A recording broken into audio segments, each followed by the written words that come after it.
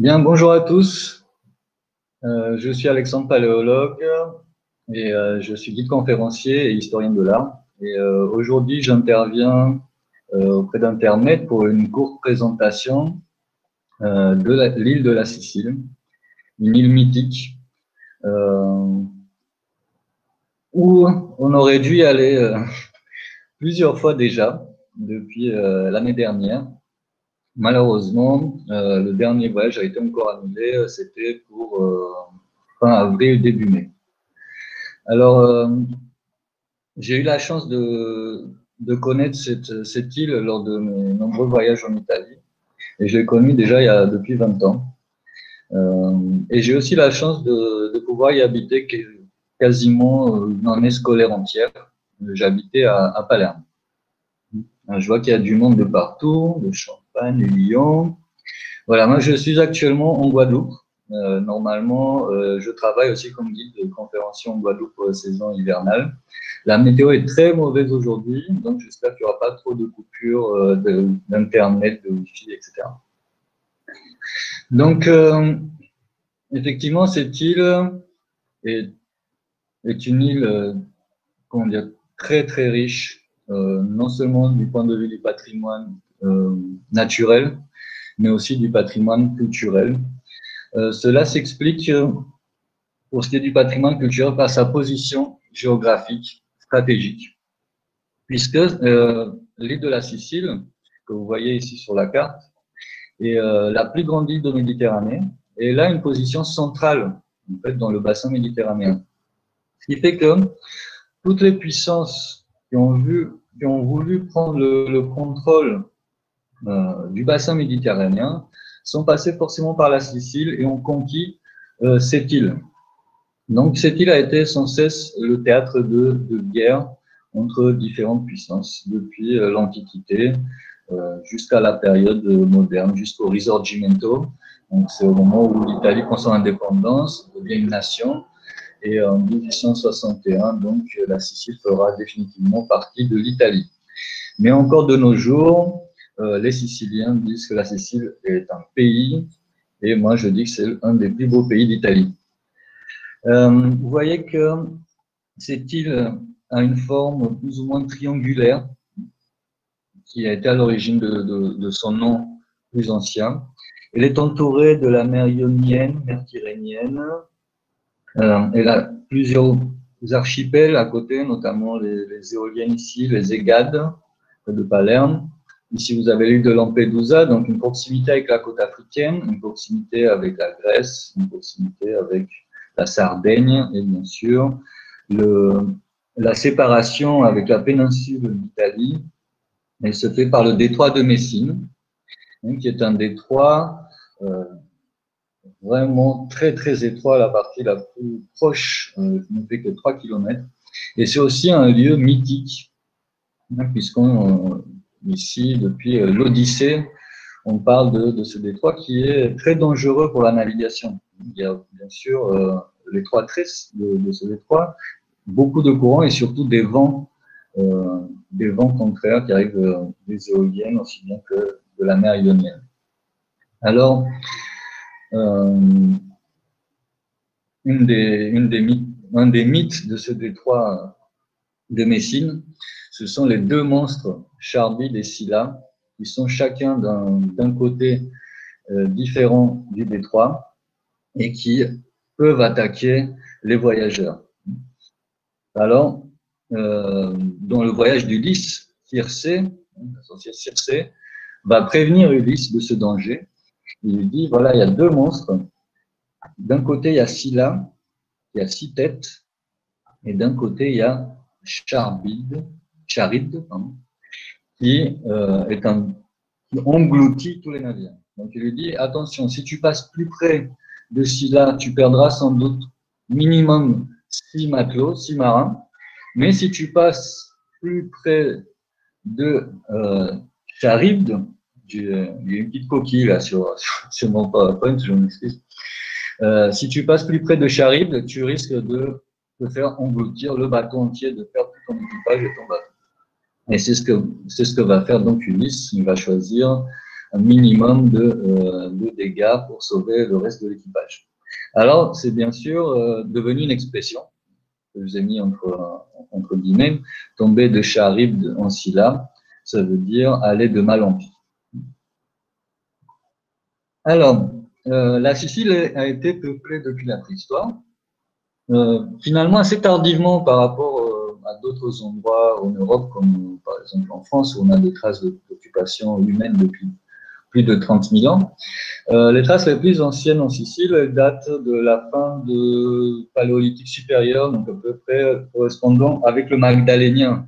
En France, on est donc entre 15 et 12 000 avant Jésus-Christ. Et on a retrouvé dans des grottes, notamment les grottes de la Daura qui se trouvent près de Palerme, mais aussi dans les îles Egades à Levanzo. On a trouvé des grottes avec des traces d'occupation humaine et aussi de l'art rupestre, des peintures, des gravures, alors des choses qu'on peut trouver un petit peu partout, peut-être dans la partie pyrénéenne, entre France et Espagne, mais aussi en Dordogne, avec des figurations zoomorphiques. Mais il y a eu une découverte assez extraordinaire. D'ailleurs, les grottes de la Daura ont été découvertes de manière extraordinaire parce que vous savez qu'au XXe siècle, au moment de la Seconde Guerre mondiale, en 1943, le premier débarquement allié en Europe a lieu en Sicile, grâce au contact que le gouvernement américain, l'armée américaine a pris avec des parrains de la mafia sicilienne installés aux États-Unis et qui ont permis le débarquement des troupes américaines. Et ces grottes qui se trouvaient près de Palerme donc, servaient de cache d'armes et d'explosifs. Et par accident, un jour, il y a une des grottes qui a explosé et qui a ouvert d'autres espaces. Et à l'intérieur de ces espaces, oui, c'est Charybde, oui, Charybde ou Charybde, effectivement. Et donc, on a découvert dans une des grottes de la Daura une scène complètement unique au monde, avec des représentations anthropomorphiques, et avec 16 personnages en train de réaliser une danse, peut-être une danse rituelle, et on dit que c'est la première représentation de danse de l'histoire de l'art. Bon. Est-ce que c'est vraiment une danse ou alors s'agit-il plutôt d'un rituel sacrificiel? Vous imaginez que ce type d'œuvres comme celle de Lascaux et d'autres grottes font l'objet d'interprétations diverses et variées.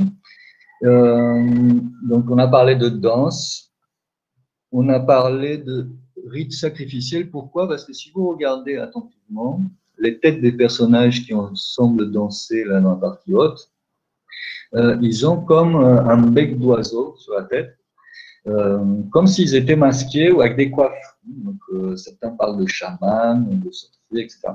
Et ces petits personnages au milieu qui ont des positions pas très naturelles, on les a interprétés comme étant des acrobates, mais peut-être aussi comme victimes d'un sacrifice rituel. Vous voyez qu'ici, il y a comme une espèce de corde qui relie le cou du personnage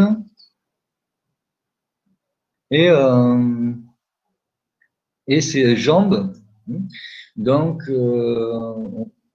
c'est une espèce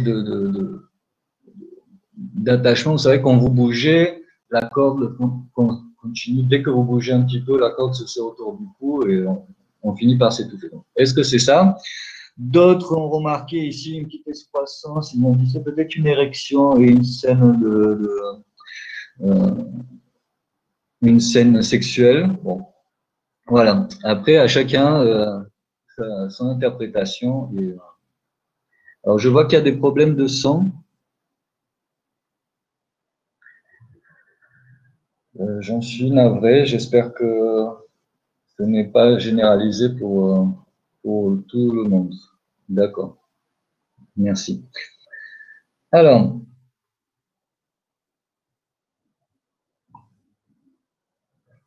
par la suite, donc la Sicile archaïque.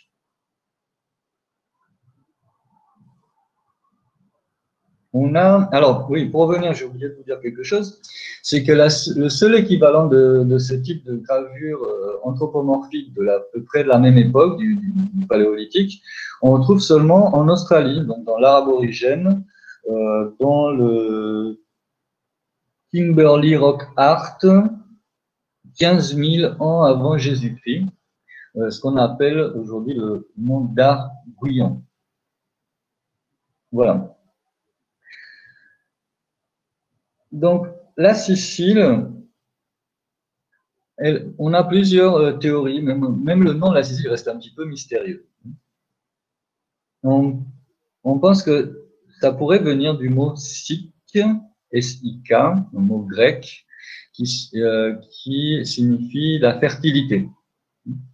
Et effectivement, c'est une île très fertile, grâce notamment aux terres volcaniques qu'on a ici autour de l'Etna, ou encore aux terres près de Sélinante, qui est la deuxième partie la plus fertile de l'île. On a ici quelques montagnes, c'est très vallonné, et tout le centre de la Sicile est assez aride finalement. Mais il y a des parties qui sont vraiment très fertiles, et donc ça pourrait venir de là. D'ailleurs, ça a été utilisé pendant très longtemps comme grenier, notamment pendant l'époque romaine. Alors, les habitants les plus anciens pourraient être les Sicans, qui occupaient la Sicile entière avant l'arrivée des Élymes et des Sicules un petit peu plus tard. Alors, les Sicans, bon, ce sont des peuples très anciens, donc on a plusieurs millénaires avant Jésus-Christ. Alors, est-ce qu'ils étaient déjà, ce sont vraiment les peuples autochtones depuis la préhistoire? On n'est pas sûr. Certains disent que les Sicans seraient plutôt un peuple ibère qui avait immigré vers l'Est, qui ont été chassés par les Ligures lorsqu'ils étaient en Provence et qui sont venus occuper l'île de la Sicile. Alors, bon, on va dire que ce sont les habitants les plus anciens, connus, dont le nom est connu sur cette île de Sicile. Ensuite, les Élymes sont arrivés, ce sont des Troyens qui fuyaient la guerre de Troie et qui sont venus s'installer dans la partie occidentale de l'île. Et les derniers arrivés, ce sont les Sicules, qui, eux, viennent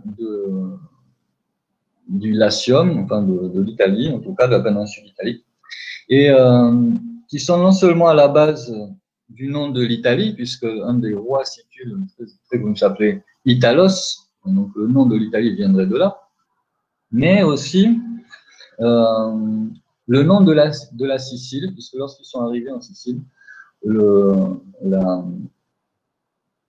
l'île a pris ce nom. Alors, les Sicules, certains veulent les rapprocher. Ils disent qu'il y a peut-être une parenté entre les Sicules et les Sékélèches, qui étaient les peuples de la mer, qui ont été chassés par les Égyptiens en Antiquité et qui sont allés détruire l'Empire hittite et qui seraient ensuite peut-être arrivés en Europe.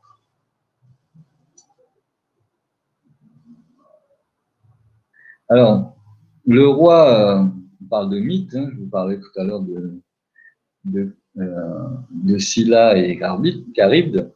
On a aussi un mythe sur les Sicans, parce que le roi sicane Kokkalos est associé au mythe de Dédale, qui est l'architecte et constructeur de la capitale du royaume, qui se situait dans la région près d'Agrigente, qui s'appelait Kamikos.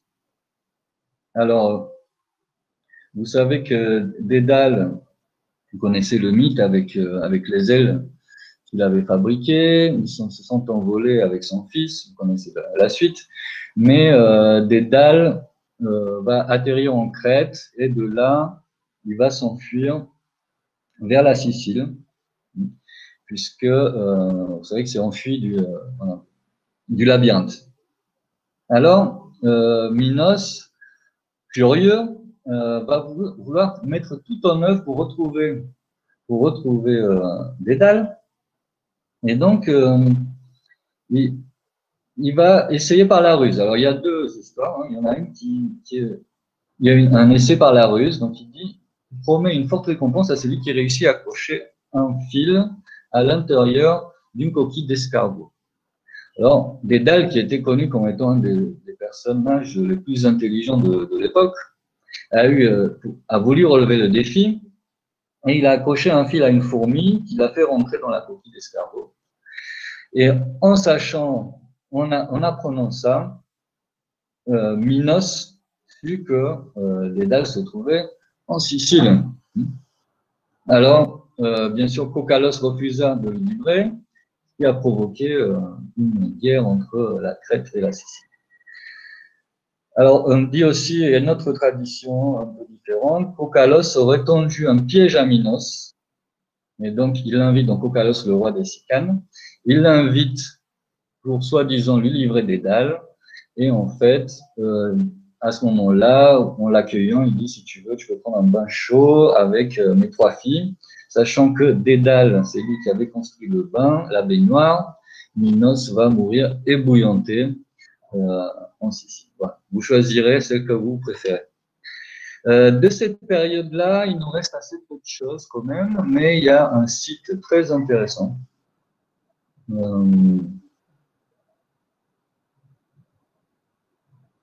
C'est la nécropole de Pantalica,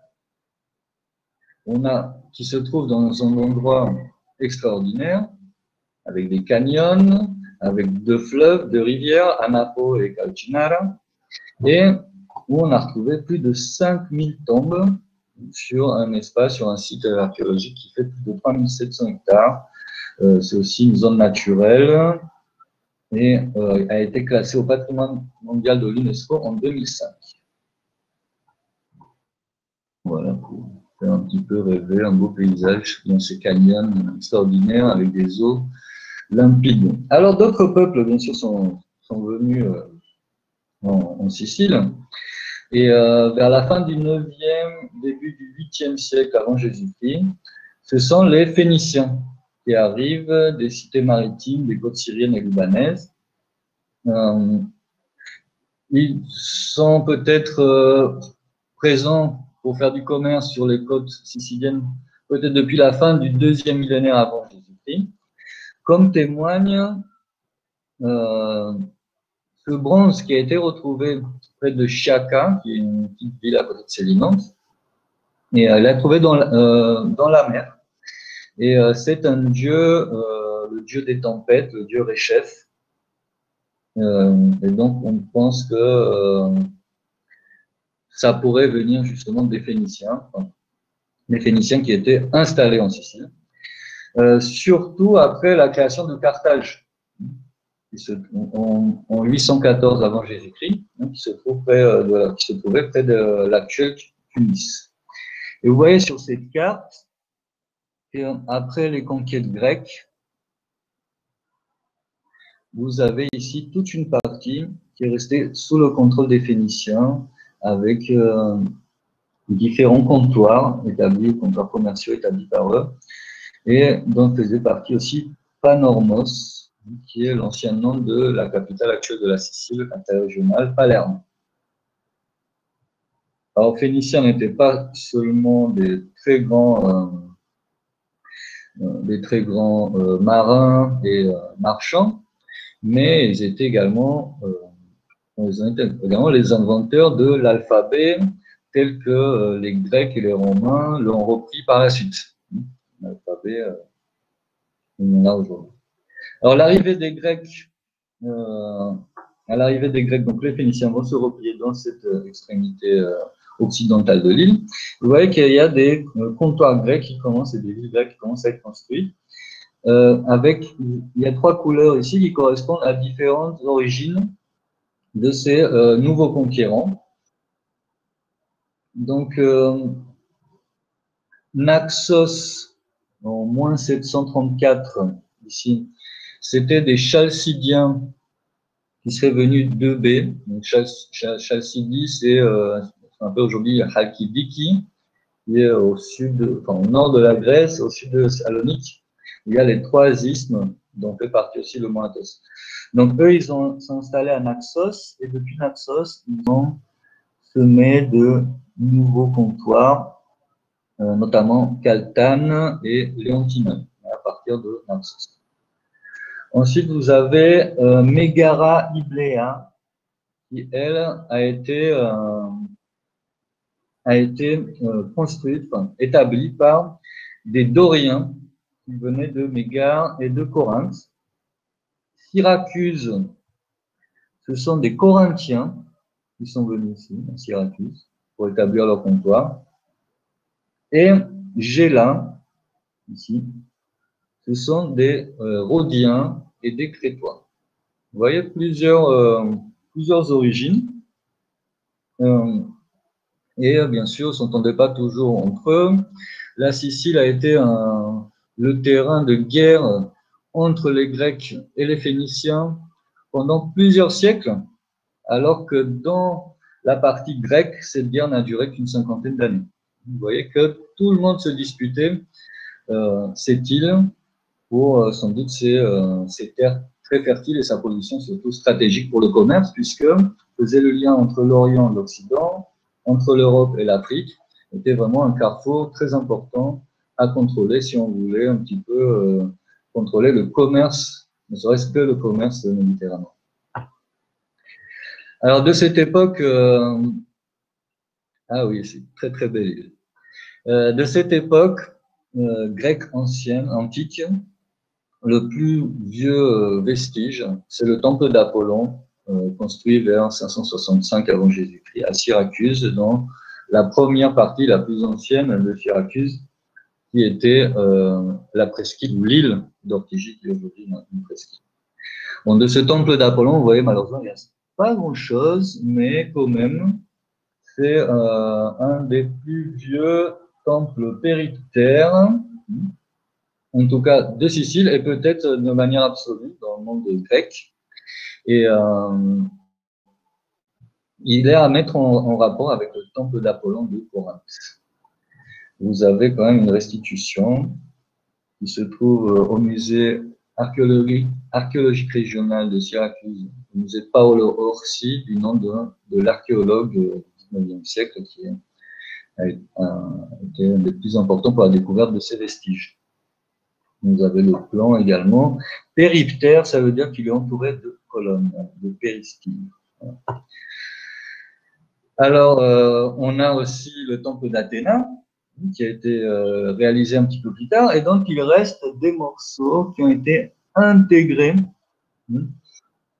dans l'église actuelle, dans la cathédrale de l'Intimité de la Sainte Vierge. Une cathédrale avec une façade baroque, avec des murs goutteaux de l'époque normande. Vous voyez qu'il y a toutes les époques. Et ça a été sans doute, sans interruption, le principal lieu de culte de Syracuse depuis l'arrivée des Syciles.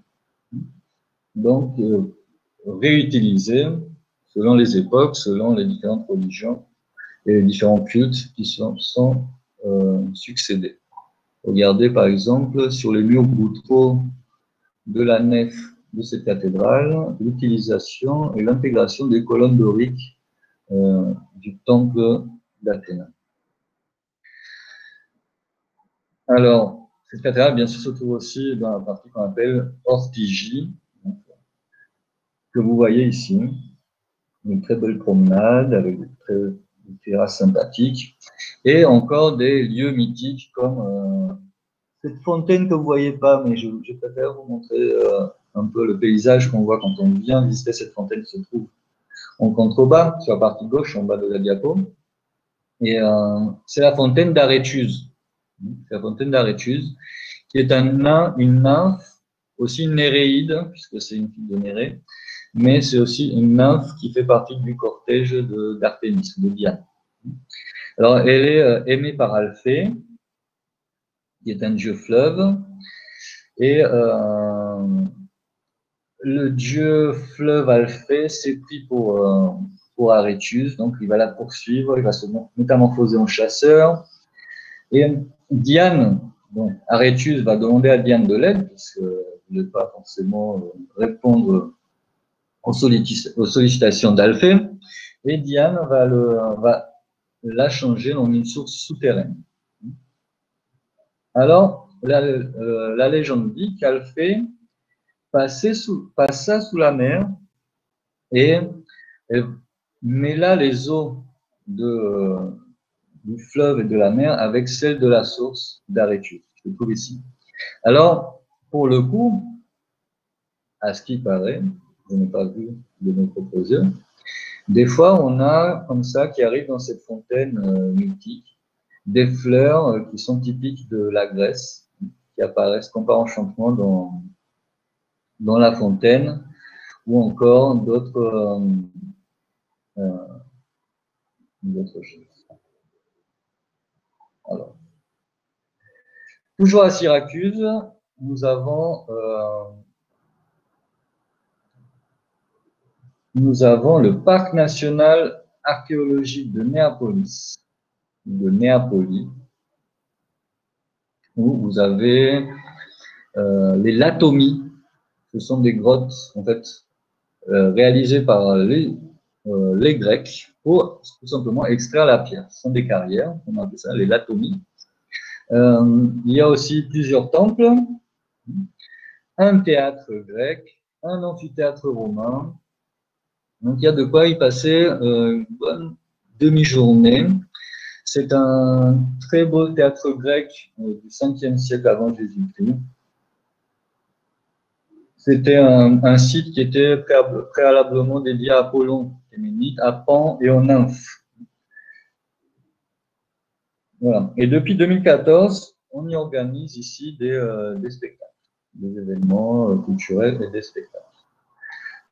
Parmi ces grottes, il y a une entrée qui a la forme d'une oreille.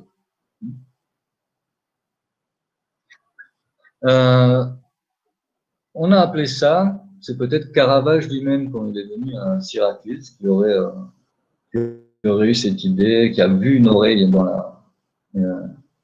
dans la forme de cette entrée des carrières. On appelle l'oreille de Denis l'Ancien, qui était un des tyrans grecs de Syracuse. Alors justement, sur ces tyrans, la Grèce peut-être, enfin en Sicile, le modèle grec de tyran a atteint peut-être son apogée beaucoup plus que sur le territoire de la Grèce elle-même. Puisque chaque ville a eu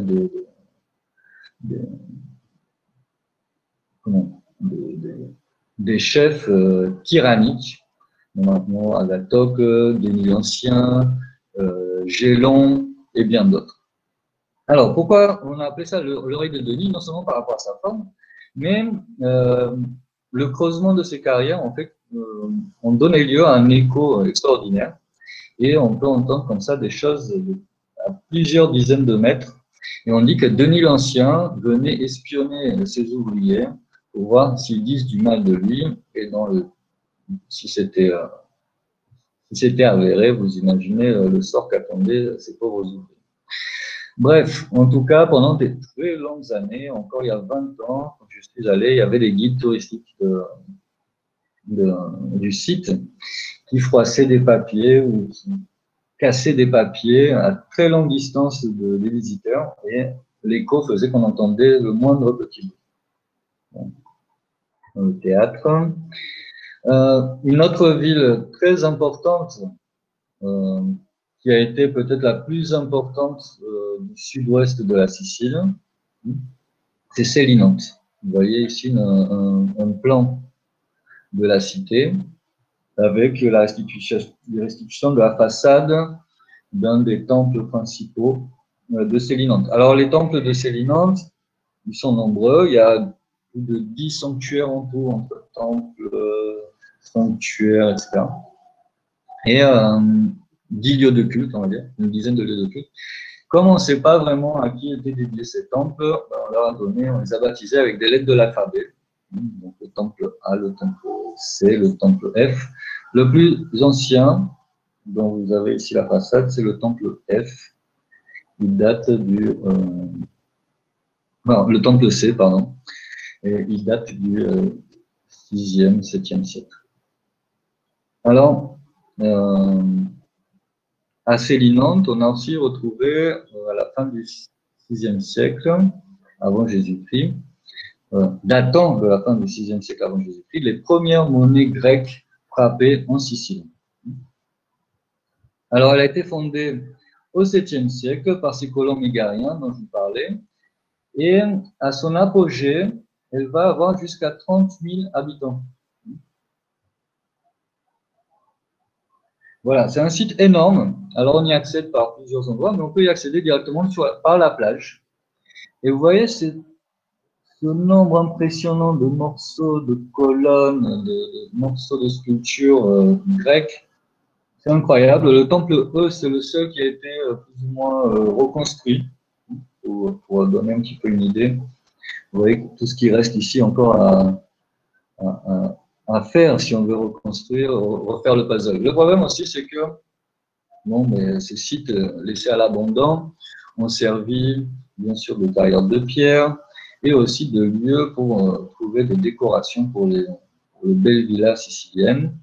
Alors, récemment, on parlait carrément d'hélicoptères qui venaient prendre des colonnes pour les mettre dans le jardin d'un riche propriétaire sicilien. Alors, malheureusement, donc, pendant 2 siècles, Célinante a connu une période très prospère, nous sommes arrivés à 30 000 habitants. C'était entre 600 et 400 avant Jésus-Christ, donc le 7e et 5e siècle. Donc, période économique prospère, échanges commerciaux, contrôle du trafic maritime, puisque c'est une ville portuaire, mais sans compter avec sa rivale, la ville de Ségeste. La ville de Ségeste, qui était encore tenue par des sicanes. Et vous voyez qu'à Ségeste, on a quasiment le temple grec le mieux conservé. Et il y a des choses un petit peu bizarres dans ce temple, parce que vous voyez qu'il est comme vide. Bon, il manque la toiture, hein, c'est tout. Mais il lui manque aussi des choses à l'intérieur. Il n'y a pas de cella, il n'y a pas de lieu où on mettait la statue de la divinité. Et certaines personnes se demandent, est-ce qu'il a été achevé? Ou alors, est-ce que c'était pas un temple construit à la grecque, puisque c'était la mode dans toute la Sicile, hein, au 5e siècle, et a été construit à la grecque, mais adapté à un culte sicane que nous ne connaissons pas. Ça reste un mystère. En tout cas, si vous voulez voir les temples grecs antiques les mieux conservés d'Europe, c'est en Sicile qu'il faut venir. C'est également la même chose pour les théâtres et les amphithéâtres, mais surtout les théâtres, qui utilisaient les paysages époustouflants de la Sicile comme un front de scène, finalement. C'est un des plus époustouflants, c'est l'image que vous avez vue au tout début de la présentation, c'est le théâtre de Taormina. Alors celui-ci, il a été bien restauré, il a une capacité de 4000 places, encore aujourd'hui. Et on y organise également un festival chaque année avec des représentations théâtrales, etc.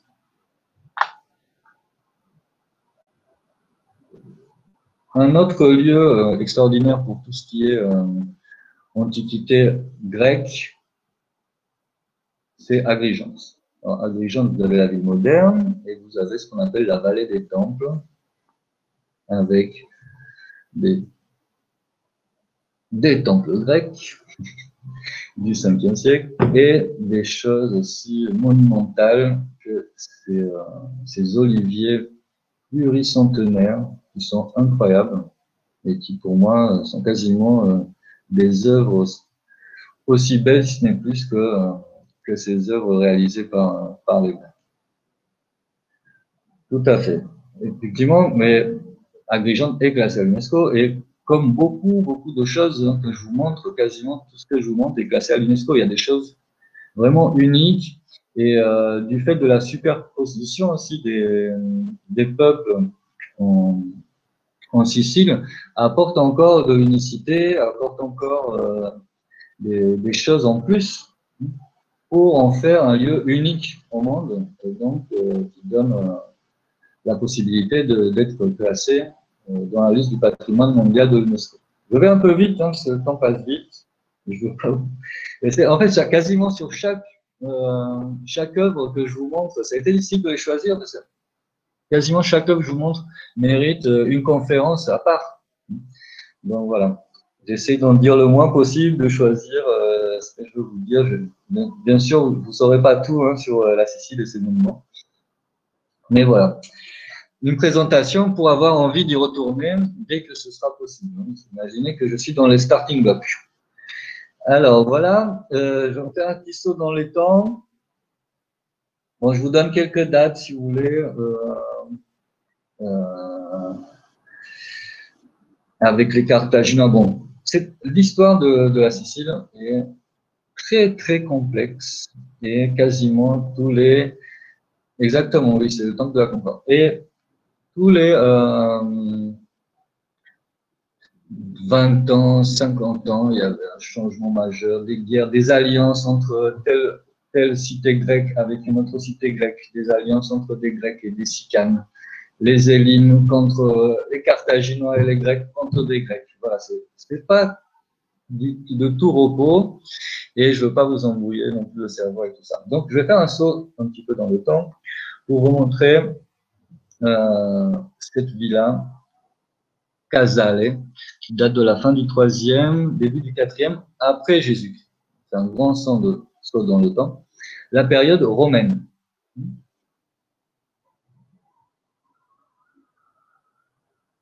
Alors, pour la période romaine, les Romains ont continué leur guerre contre les Carthaginois, mais les Romains ont fait de la Sicile la première province romaine, aussi un fédus, c'est-à-dire que les dirigeants des villes siciliennes romaines étaient, enfin, c'est pas féodal, hein, ils étaient redevables à Rome, et surtout toutes les terres de Sicile appartenaient au peuple romain qui le louait à différents producteurs, puisque Rome va faire de la Sicile son grenier à céréales.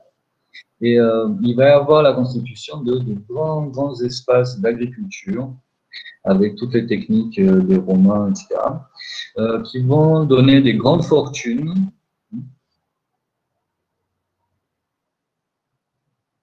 Je regarde un petit peu le chat, je vois qu'il y a toujours des problèmes de sang et je suis vraiment désolé.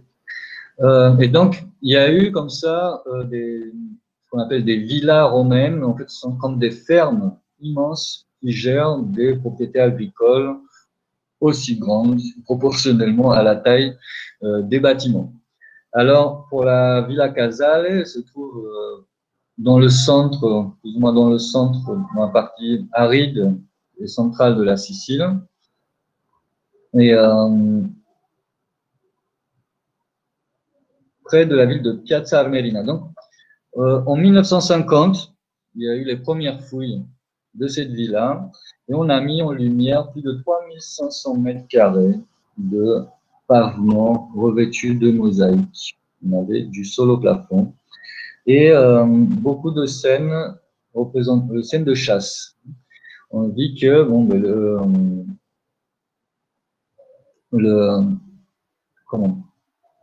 le propriétaire, qui était sans doute un très très riche, aimait aller faire des safaris en Afrique. Donc il partait chasser les animaux exotiques, les lions, les éléphants, etc. en Afrique. Et on a représenté ça en mosaïque dans sa maison sur différentes parties de cette maison. Une scène qui est très connue et qui est assez étonnante, c'est cette scène de femmes en bikini jouant au volley sur la plage. Vous voyez qu'on n'a rien inventé. Déjà au IVe siècle, avant Jésus-Christ, on portait la même tenue et on faisait les mêmes activités sur les plages siciliennes. Alors, Piazza Armerina, il y a aussi un événement tous les ans, au mois d'août, c'est le Palio dei Normanni, c'est un peu comme à Sienne, ou invention du bikini, exactement, au 4e. Peut-être qu'il était plus ancien, mais on n'a pas... En tout cas, c'est la représentation la plus ancienne du bikini, ici à Piazza Armerina, à Villa Casale. Et donc, à Piazza Armerina, tous les mois d'août, avant le 15 août, on a cet événement où il y a plusieurs factions de guerriers normands qui s'adonnent à un véritable palio, on appelle. Le mot m'échappe en français, je suis désolé. Voilà, vous l'avez compris, un concours de chevaliers avec des filets, des costumes, etc. C'est une très très grande fête à Piazza Armerina, toute la Sicile monte là-bas pour assister à ça. Et quand j'y étais, j'ai pu discuter avec des jeunes dans le coin et ils me parlaient des villas romaines. Ils me disaient, vous savez, il y a tellement de villas romaines partout que les archéologues, de toute façon, ils ne peuvent pas toutes les visiter, savoir déjà où elles se trouvent. Et les jeunes, bon, après, est-ce que c'est vrai ou pas, hein, je vous raconte comme ça une discussion de comptoir. Hein. Les jeunes allaient quand il y avait des grosses pluies et des petits glissements de terrain, hein, dans la partie de Piazza Armerina, ils allaient avec des grandes barres de fer et ils tâtaient le terrain.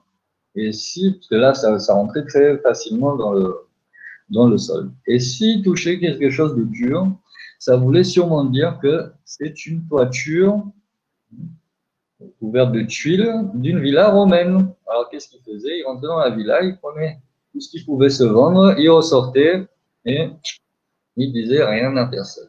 Bon. En tant qu'historien de l'art et en fait quelques études d'archéologie, ça me plaît pas trop cette histoire, mais bon, voilà, quand on a comme ça tellement de vestiges, et effectivement, en plus, c'est... Alors, d'autres invasions, d'autres époques, d'autres invasions. Bien sûr, après les Romains, après la chute, la prise de Rome en 410 par Alric, le Visigoth, il y a eu différentes invasions encore de la Sicile, notamment pas les Visigoths, mais eux ils se sont arrêtés au détroit de Messine, ils n'ont pas pu traverser, mais les Ostrogoths. Mais avant les Ostrogoths, encore les Vandales. Donc, ils sont encore passés par la Sicile et ils ont été chassés eux-mêmes par les Byzantins, représentés ici avec des flèches rouges. Un byzantin, mais surtout à partir du VIe siècle, après Jésus-Christ, vous savez que l'empereur Justinien veut un petit peu... il fait une tentative de réunification de l'Empire romain, même si la partie occidentale était tombée. Il essaye de reprendre la partie occidentale de l'Empire romain et avec son général Bélisaire, va reconquérir une bonne partie du bassin méditerranéen. C'est le cas de la Sicile qui va avoir justement cette arrivée des troupes byzantines qui vont créer des comptoirs dans les villes les plus importantes, qui étaient déjà grecques depuis l'Antiquité, puis romaines, etc. Mais déjà, un siècle après les conquêtes de Justinien, on a une première incursion en Sicile de nouveaux arrivants, un nouveau pouvoir qui est en train de se constituer, qui est le pouvoir musulman des Abbassides, qui vont commencer à faire des incursions, mais qui ne vont pas tout de suite conquérir la Sicile, puisqu'il y a encore des Byzantins qui la protègent. Mais cet équilibre byzantin va être brisé en 826. Et ça, c'est à cause de commandant de la flotte de Byzance qui veut se rebeller contre l'empereur Michel II. Il s'appelait Euphémus, pour ne pas le nommer. Et donc, il va faire appel à l'émir Ziadat Allah, membre de dynastie Aghlabide, donc qui était un émir du califat de Bagdad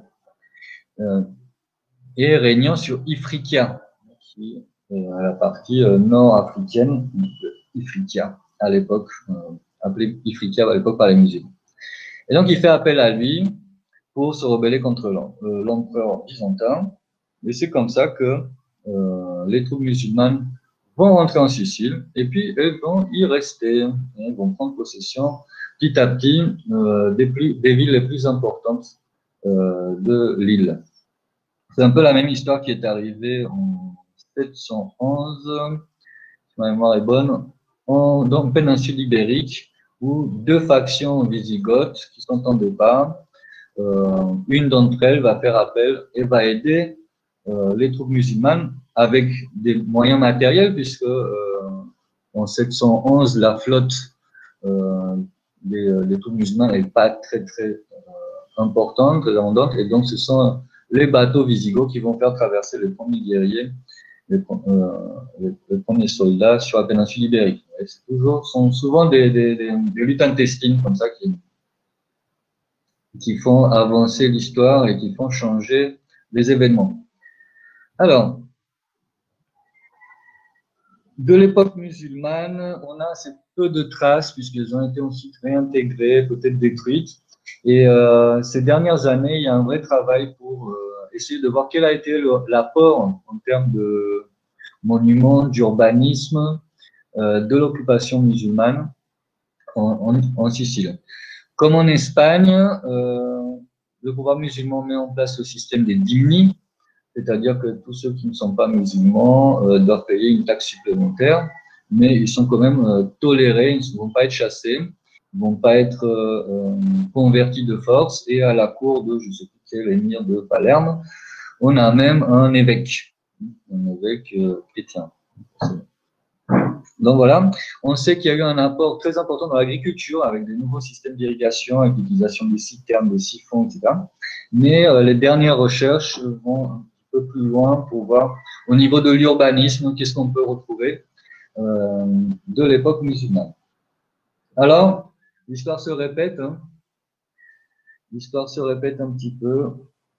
Et bien sûr, là aussi, il y a différentes factions hein, dans tout ce pouvoir musulman qui va de la péninsule ibérique jusqu'à Bagdad, voire au-delà. Et il y a différentes factions selon les époques, selon les endroits, qui ne s'entendent pas vraiment entre eux, mais qui se font la guerre. Et là aussi, il va y avoir un appel de... voilà, c'est Palerme qui est devenue la capitale de la Sicile musulmane. Il ne faut pas que j'oublie de dire ça. Ce qui va se passer, c'est que les Aghlabides vont commencer à se battre contre d'autres musulmans, les Kalbis, et Ibn al-Tumna, pour pouvoir construire une nouvelle entité politique sur le territoire de la Sicile, va faire appel à des mercenaires normands qui se trouvaient déjà très près de la Sicile, puisqu'ils étaient déjà à Reggio de Calabre et dans la partie du sud de l'Italie.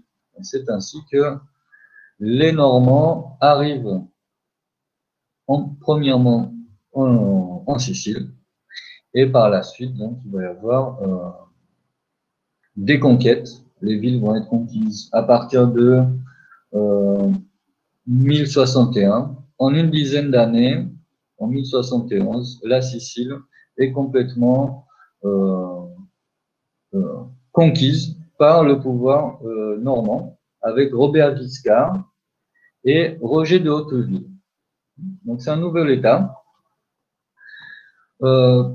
Un des monuments, on va dire, emblématiques de ce pouvoir normand, mais aussi qui a connu plusieurs étapes d'utilisation, hein, depuis à l'époque musulmane et même avant, c'est bien sûr le palais des Normands qui se trouve à Palerme. Donc Palerme, qui était devenue la capitale au IXe siècle, la capitale de la Sicile musulmane, va devenir la capitale du royaume normand de Sicile et du sud de l'Italie pendant la régence de la princesse Adélaïde, de la comtesse Adélaïde, qui est la mère de Roger II.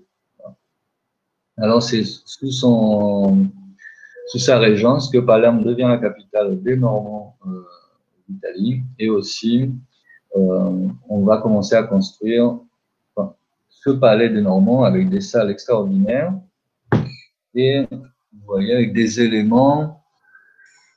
Alors pour cette partie, je dois préciser quelque chose, c'est qu'on parle de style arabo-normand, Et personnellement, je ne suis pas d'accord avec ça, et bon, je ne suis pas le seul. Alors, il y a tout un corpus de cette époque qui a été lui aussi classé à l'UNESCO en 2005, si ma mémoire est bonne. Il y a la chapelle palatine du Palais des Normands. Il y a le cloître et la cathédrale de Montréal. Il y a l'église de Cefalù. Et oui, même de l'âge, effectivement, on distingue plusieurs étapes de construction. On distingue aussi des éléments qu'on a parfois à tort attribués aux Arabes et aux musulmans. En fait, comme vous le savez, à cette époque-là encore, il y a quand même une assez grande tolérance et les gens voyagent beaucoup, les artistes, les religieux, etc. Mais on a des échanges très très intéressants d'un bout à l'autre de l'Europe, depuis même l'Asie mineure, depuis l'Asie jusqu'aux confins de l'Europe péninsule ibérique. La mosquée de Cordoue, vous savez que pour construire la mosquée de Cordoue, que l'Espagnol appelle aujourd'hui la grande cathédrale de Cordoue, puisqu'il y a un hôtel baroque en milieu, elle a été réalisée par des architectes locaux, mais avec l'apport venu faisant venir des mosaïstes byzantins. C'est le cas aussi en Sicile, où on va utiliser bien sûr la main-d'œuvre locale au niveau de l'architecture, etc. Donc, il y a des choses, comme ici dans la chapelle palatine, vous voyez ce type de plafond est typiquement de l'architecture musulmane qu'on trouve dans les différents palais dans tout le monde musulman, avec ces nids d'abeilles, qu'on appelle nids d'abeilles ou un makna. Mais on a une mosaïque qui est elle-même byzantine et des formes d'architecture, des plans, par exemple, d'églises, en croix latine, des plans basilicaux, qui sont plutôt, eux, venus de l'Occident. Donc, en fait, c'est réellement un syncrétisme entre plusieurs apports différents qui s'opèrent ici et qui donnent lieu à quelque chose de très original, un art très original. Et très esthétiquement, très, très beau.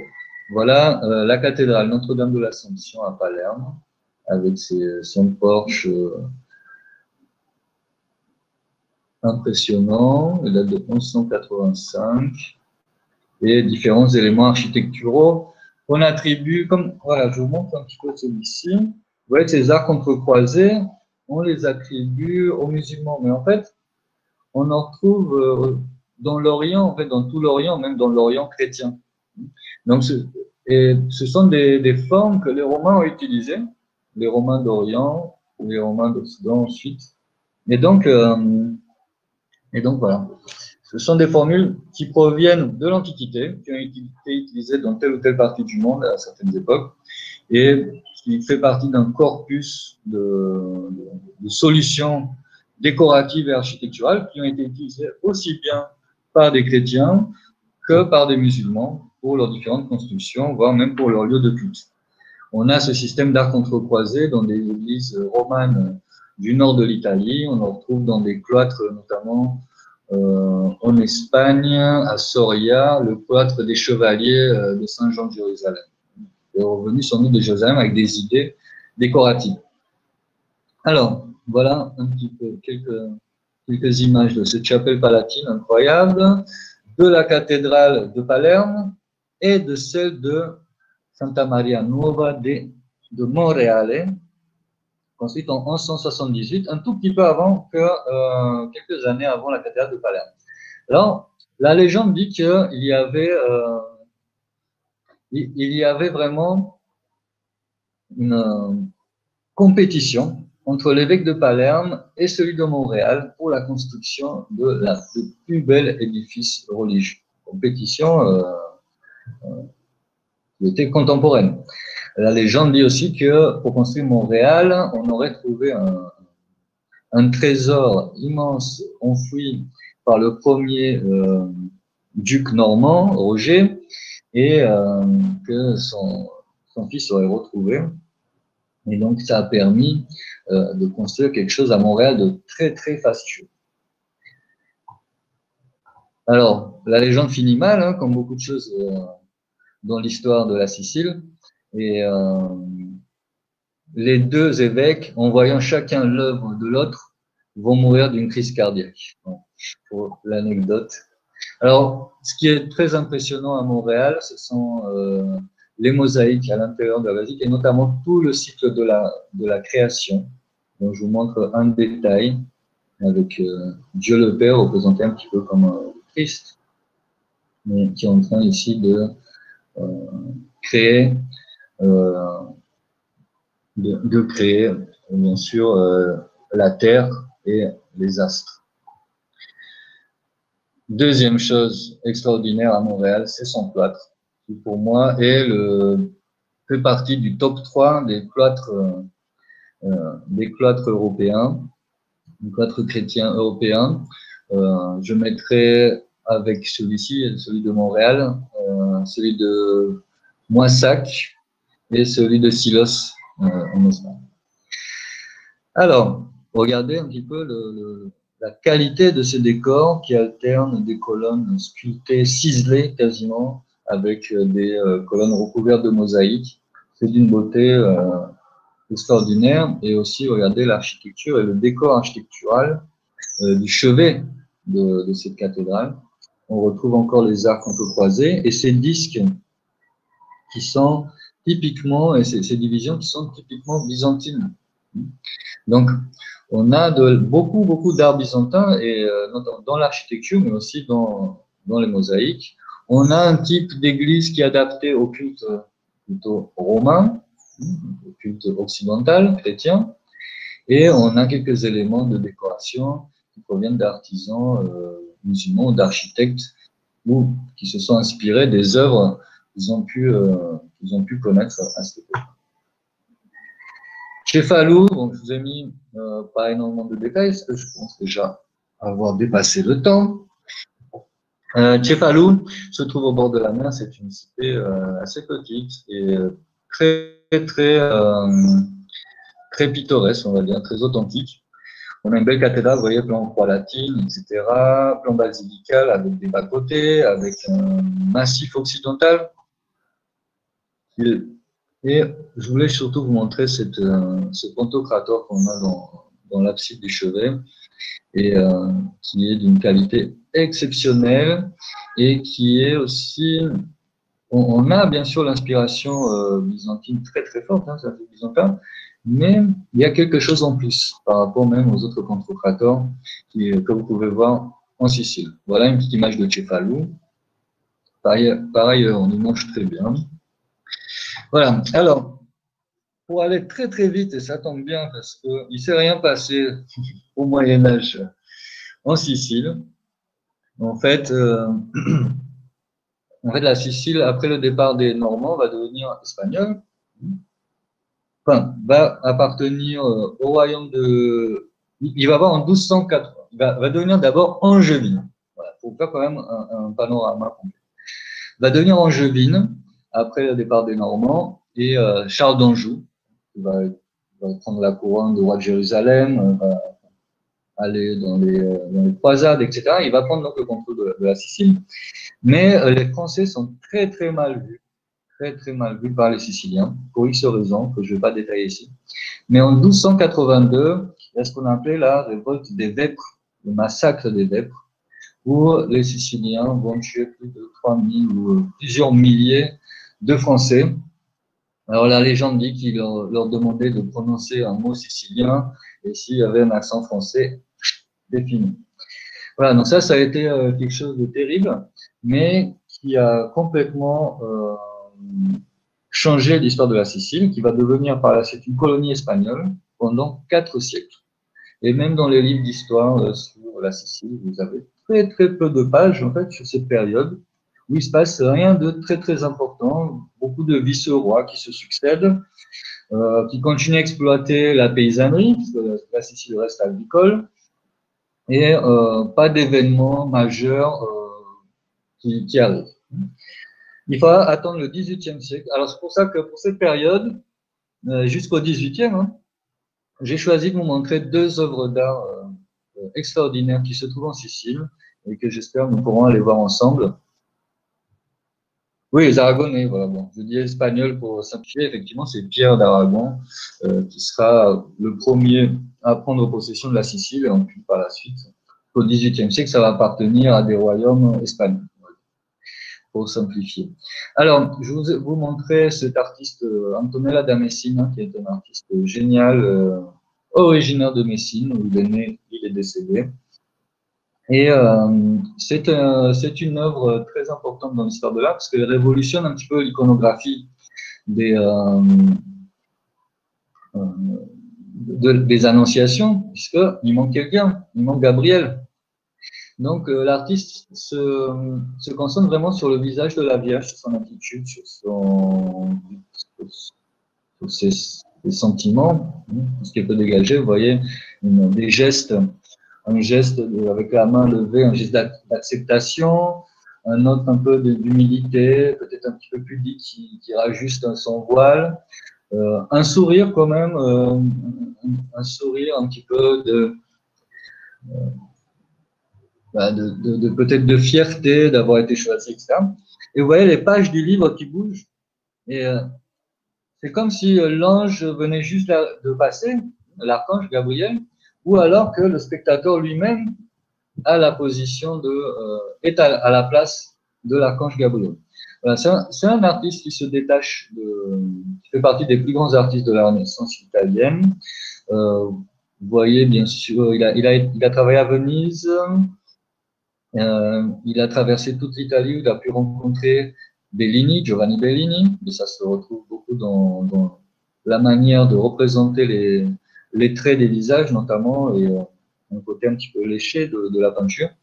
Mais il a bien son originalité, et un talent extraordinaire, et ça, pour moi, c'est son plus gros chef-d'œuvre qu'on peut admirer aujourd'hui à Palerme. Le deuxième, j'y arrive. Un Caravage quand même, il en reste quelques-uns. Caravage est passé par la Sicile. Vous savez que Caravage, bon, c'était un artiste génial, mais il aimait beaucoup se battre, surtout dans les bars. Donc il finissait toujours dans une prison ou exilé, etc.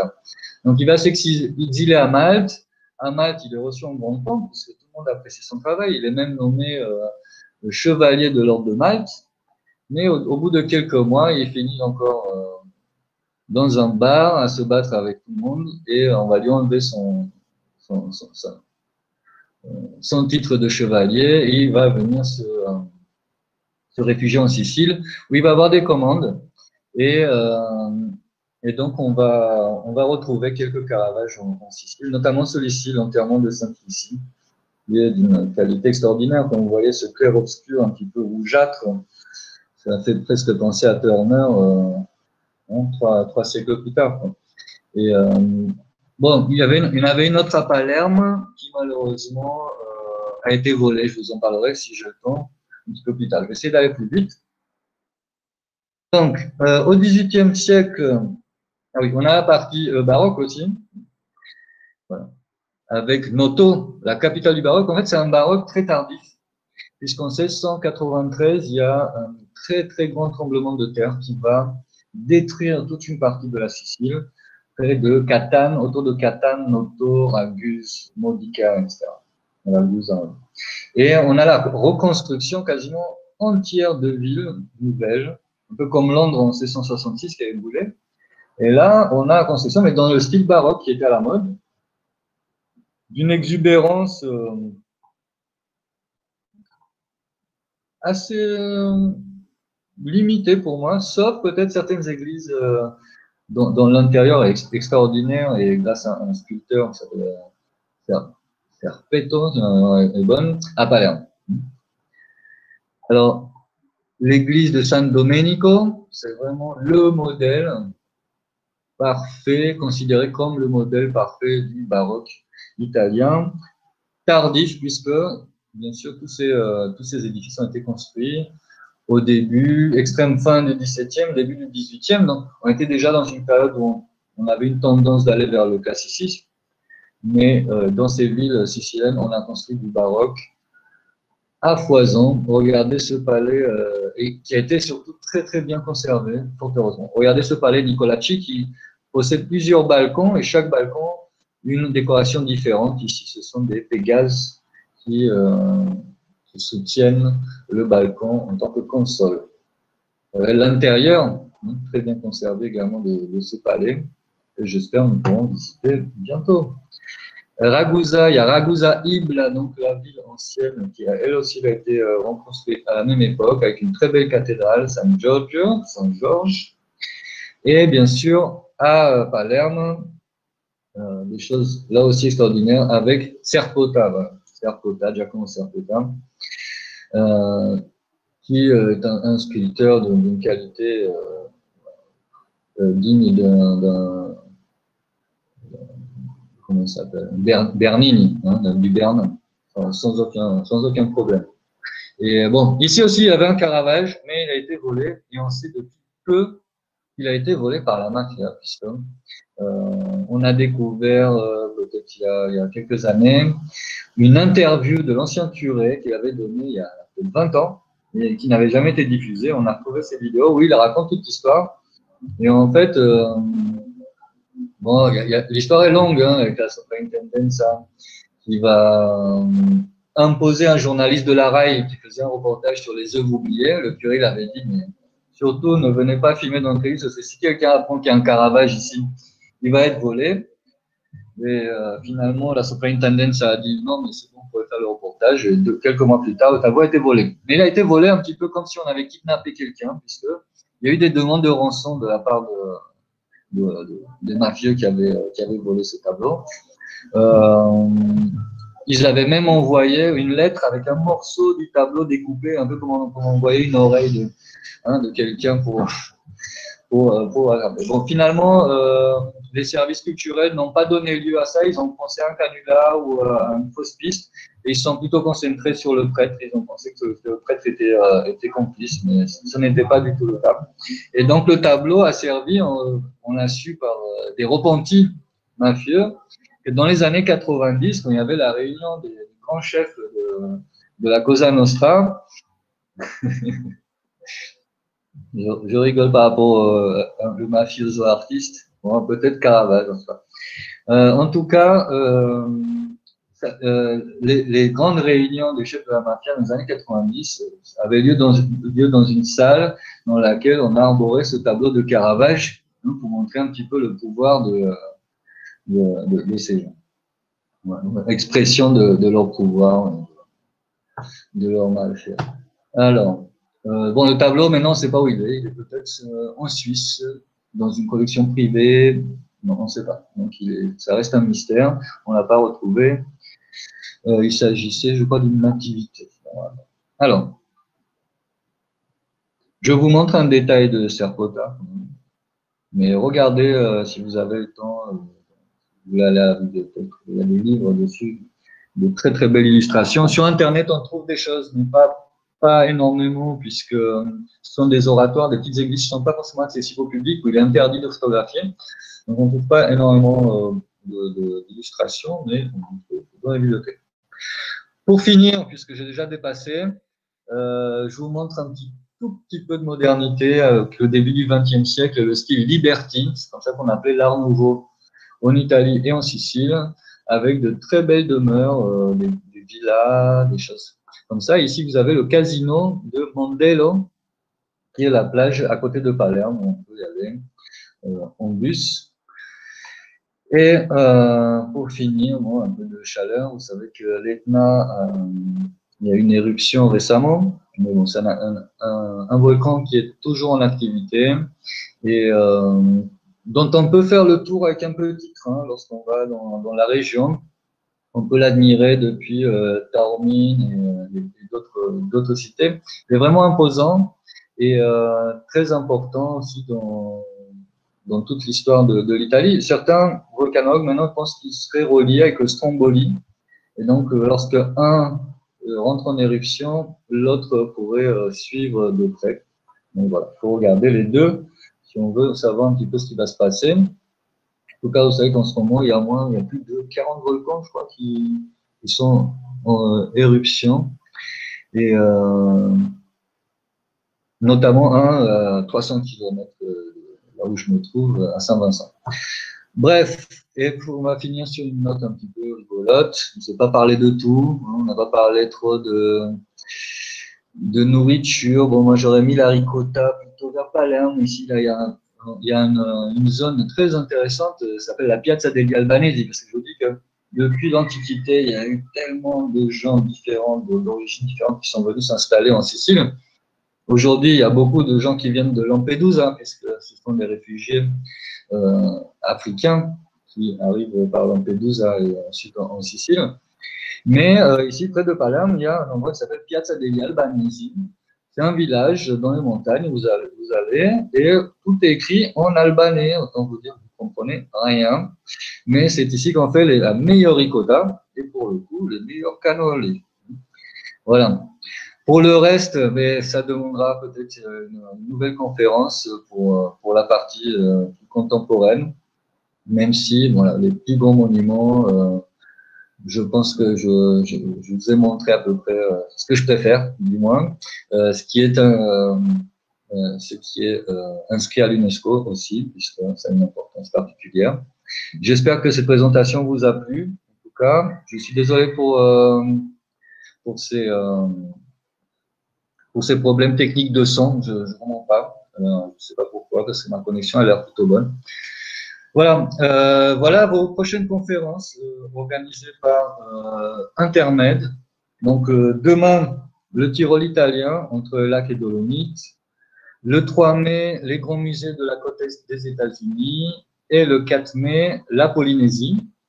Alors, j'espère que la fin du mois de mai, je pourrais vous faire une petite présentation sur la Guadeloupe, puisqu'on avait essayé déjà, il y a 2 ans, hein, de monter un circuit. Enfin, il est monté. Donc, on a proposé avec Intermed un circuit culturel en Guadeloupe, parce qu'en Guadeloupe, il n'y a pas que des palmiers et des plages de sable fin. Il y a énormément de culture et il y a un patrimoine très intéressant. Alors, merci beaucoup et je souhaite une bonne soirée chez vous, une bonne après-midi. Et à très bientôt. Bonne continuation.